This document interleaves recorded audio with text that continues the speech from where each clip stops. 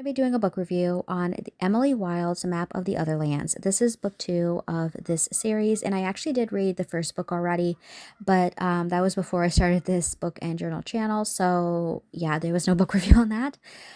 So I wanted to do a book review while I add this to my book journal here. I also wanted to quickly fix a little mistake I made on the last book review and just talk about the rating I gave it and if I recommend the book or not. As you can see, I'm writing the word physical book here. And the reason why I'm doing that is because I read both physical books as well as books on my Kindle now. I like to write if the book is physical or if it's on the Kindle so that I just know when I look at the book review.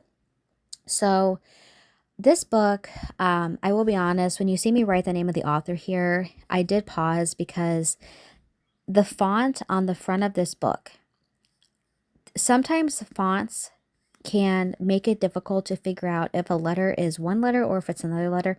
So in this case scenario, I was trying to figure out if this was a C or a G.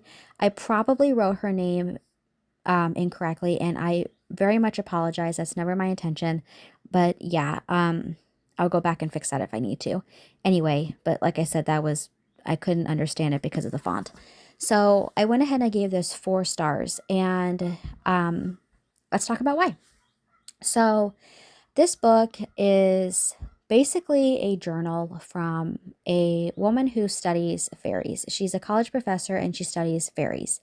She studies their ways, their lifestyle, their kingdoms, everything. And the chapters of this book, they're not written like a typical book art, like chapter 1, chapter 2, etc. They're not written like that. They're written in the form of a journal entry. Now, I'm currently looking at the third book of this series, which is why you hear like pages in the background. That's what I'm doing. So, like, for example, chapter 1 of the next book is December 29th, 1910, continued. Um, like I said, the chapters are basically her writing in the journal every single day, which I think is actually really, really fun. To be honest with you, I actually think that might be, in my personal opinion, better than writing chapter 1 or chapter 2. I just think that's really cute. So basically, the whole premise of this book is there is a kingdom of fairies that this woman wants to discover. She wants to write a whole map of this, and one of the people that she is with in this book, Friends White, like he really, really likes her, and he technically wants to marry her, but she is like very hesitant about it. She wants to focus on her studies, and he is actually from a kingdom himself, and his stepmother is trying to kill him because she wants full reign over the throne, basically. So this book was kind of like a mixture between like research, observations, a little bit of fantasy. But if you are a person that really likes books about fairies, I would recommend this. It's a very good palate cleanser. There's no spice in it.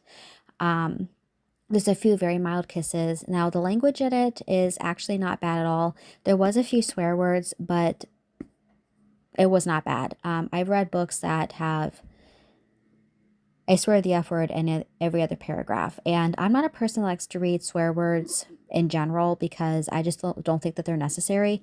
But when it comes to reading, I do feel like it is much easier to find books that have no spice compared to no language like that, if that makes sense. That's just my personal preference.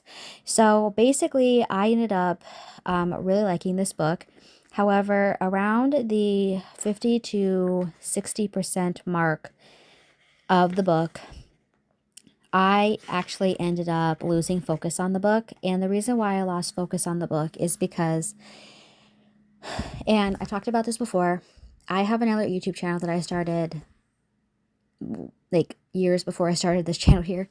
And recently I found out some very disappointing news about something that was related to my YouTube channel.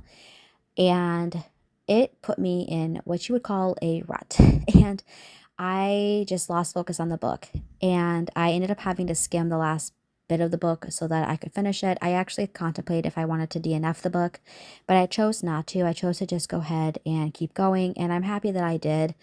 I would definitely recommend this if you like books about like research, observations, like sciencey stuff, but also you like a little bit of like that fantasy with fairies. This book I would definitely recommend for YA because, like I said, there's nothing in this, but I think this would also be really good for adults too. because it's just a really good palate cleanser book, especially if you are wanting something like a palate cleanser. But yeah, at some point this year, I do tend to read the third book, not right now, but I want to read it soon at some point, and that's it for this review.